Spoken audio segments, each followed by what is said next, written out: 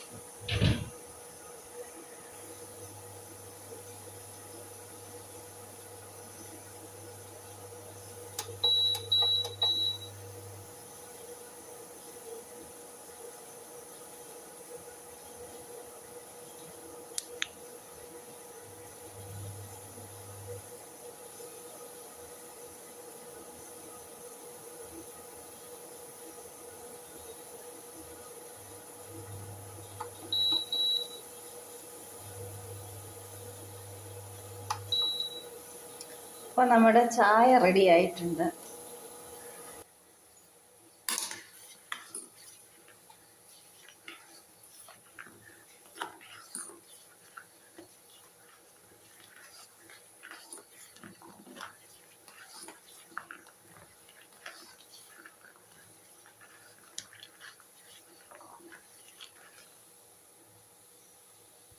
നമ്മുടെ പയർ ഒരു വിസിൽ വന്നിട്ടുണ്ട്. സ്റ്റൗവൊക്കെ ഓഫ് ചെയ്ത് വെച്ചു.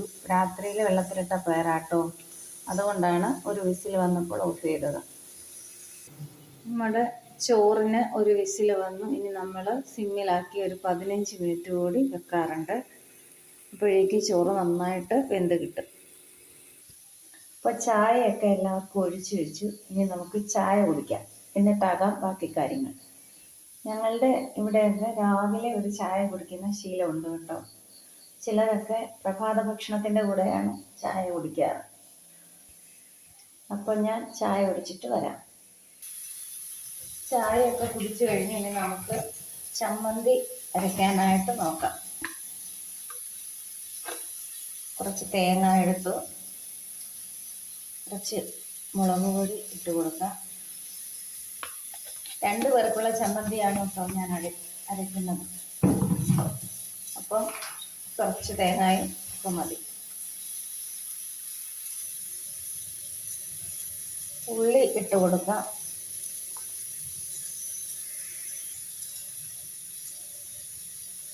ഉപ്പുപൊടി, ഇനി ലേശം പുളി കൂടി ഇട്ട് കൊടുക്കാം. 2 പേർക്കുള്ള ചമ്മന്തിയല്ലേ ഉള്ളൂ, അപ്പം കുറച്ച് പുളി മതി. ഇനി നന്നായിട്ട് അരച്ചെടുത്തിട്ട് പെട്ടെന്ന് വരാം. അപ്പം നമ്മൾ ചമ്മന്തി അരച്ചെടുത്തു കേട്ടോ. ഇവിടെ ചമ്മന്തി എല്ലാവർക്കും ചോറ് കൊണ്ടുവന്നവർക്ക് നിർബന്ധമായിട്ടുള്ളൊരു കാര്യമാണ്. എന്ത് കറി ഉണ്ടെങ്കിലും ചമ്മന്തി മസ്റ്റാണ്. അപ്പം നമ്മുടെ സ്റ്റൗ നമ്മൾ ഓഫ് ചെയ്യുവാണ്. ചോറൊക്കെ ഇപ്പോൾ വെന്ത് റെഡിയായി കാണും. 15 മിനിറ്റ് കഴിഞ്ഞു.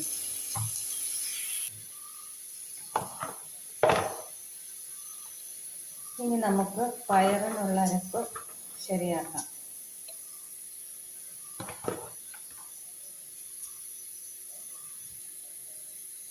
ഇതിലേക്ക് കുറച്ച് ജീരകം ഇട്ട് കൊടുക്കാം. 1 അല്ലി വെളുത്തുള്ളി ഇട്ട് കൊടുക്കാം. വലിയ കഷ്ണമാണ്, വലിയ ഉള്ളിയാണ്. മുളക് കാന്താരി മുളകാണ് ചേർത്ത് കൊടുക്കുന്നത്. ഇനി ഇതൊന്ന് ക്രഷ് ചെയ്തെടുത്തിട്ട് വരാം. പയറിൽ ചേർക്കാനായിട്ട് അരമുറി സവാള കൂടി എടുത്തിട്ടുണ്ട്. ഇനി നമുക്ക് പയർ തോരൻ ഉണ്ടാക്കാനായിട്ട് തുടങ്ങാം.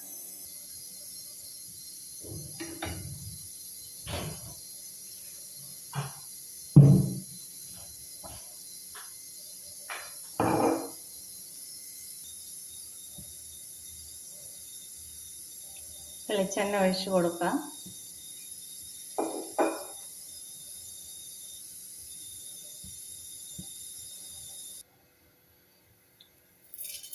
വെളിച്ചെണ്ണ ചൂടായി കഴിയുമ്പോൾ കടുക് ഇട്ട് കൊടുക്കാം.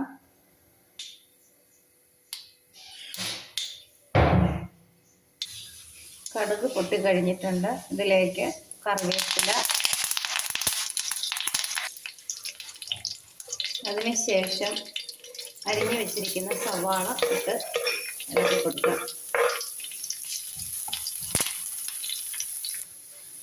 ലേശം ഉപ്പിട്ട് കൊടുക്കാം. ഉപ്പ് നമ്മൾ നേരത്തെ ഇട്ടിട്ടുണ്ടായിരുന്നു, അതുകൊണ്ട് കുറച്ച് ഉപ്പേ ഇട്ട് കൊടുക്കാവുള്ളൂ. കുറച്ച് മഞ്ഞൾപ്പൊടി ഇട്ട് കൊടുക്കാം. മഞ്ഞൾപ്പൊടി കുറച്ച് നമ്മൾ പയർ വേവിച്ചപ്പോൾ ഇട്ടിട്ടുണ്ടായിരുന്നു, അതുകൊണ്ട് കുറച്ചിട്ട് കൊടുത്താൽ മതി. ഇനി നമുക്ക് അരച്ച് വെച്ചിരിക്കുന്ന തേങ്ങ ഇട്ട് കൊടുക്കാം.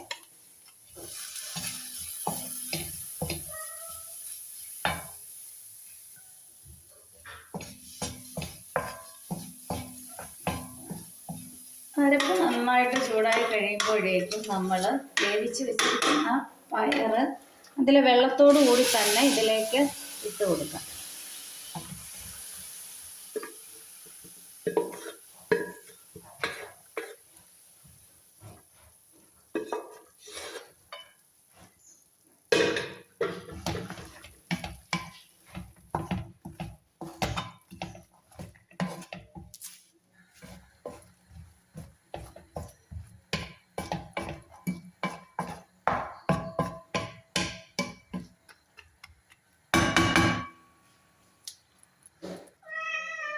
പയർ നമ്മൾ അടച്ച് വെച്ചിട്ടുണ്ട്. ഇതിവിടെ നിന്ന് റെഡിയാവട്ടെ. നമ്മൾ ചോറ് വാർത്തിട്ടിട്ടുണ്ട്. നമ്മൾ കുക്കറിൽ തന്നെയാണ് ചോറ് വാർക്കാറുള്ളത്. അതിൻ്റെ ഗ്യാസ്കറ്റ് ഇളക്കി മാറ്റിയതിന് ശേഷം വാർത്തിട്ടാൽ മതി. ഒരു തുള്ളി വെള്ളം പോലും പുറത്തു പോവില്ല, നമ്മുടെ കയ്യിലൊന്നും വീഴില്ല. അങ്ങനെ പേടിയൊന്നുമില്ലാതെ ചോറ് വാർത്തെടുക്കാം. നമ്മുടെ വൻപയർ തോരൻ റെഡി ആയിട്ടുണ്ട്. നമുക്കിനി അട ഉണ്ടാക്കാം.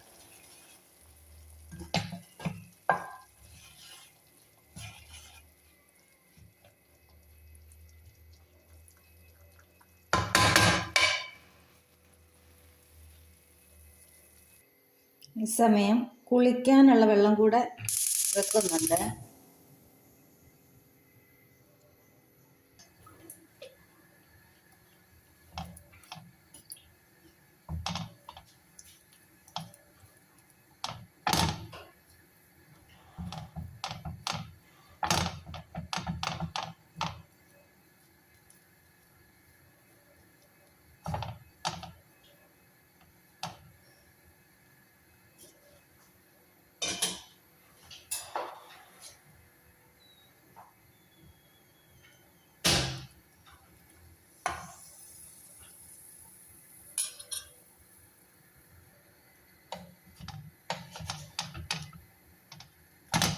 ചെറിയ ചെറിയ അടകളായിട്ടാണ് ഞാൻ അട ഉണ്ടാക്കുന്നത്.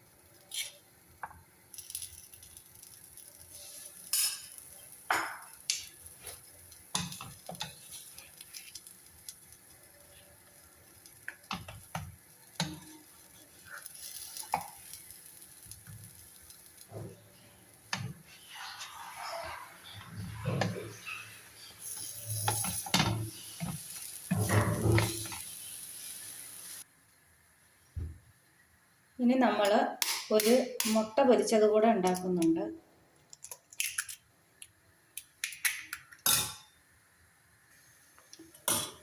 മുട്ടയിലേക്ക് ഉള്ളി, പച്ചമുളക്, കറിവേപ്പില ഇതൊക്കെ ചേർത്ത് അടിച്ച് വെച്ചിട്ടുണ്ട്. ഇഞ്ചി ചേർത്തിട്ടില്ല. ഇഞ്ചി ചേർക്കുന്നത് ഇവിടെ ഇഷ്ടമല്ല, അതുകൊണ്ടാണ് ഇഞ്ചി ചേർക്കാത്തത്. നമ്മൾ അടയുണ്ടാക്കിയ പാൻ നന്നായി തുടച്ചെടുത്തിട്ടുണ്ട്. അതിലേക്ക് തന്നെയാണ് മുട്ട ഒഴിച്ചു കൊടുക്കുന്നത്.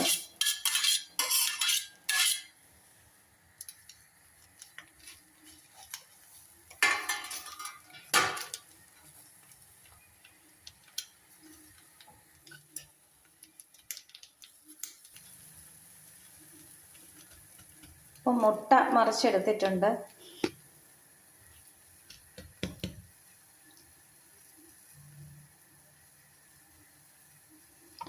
അപ്പം ഇന്നത്തെ നമ്മുടെ രാവിലത്തെ പരിപാടികൾ മൊത്തം കഴിഞ്ഞിരിക്കുകയാണ്.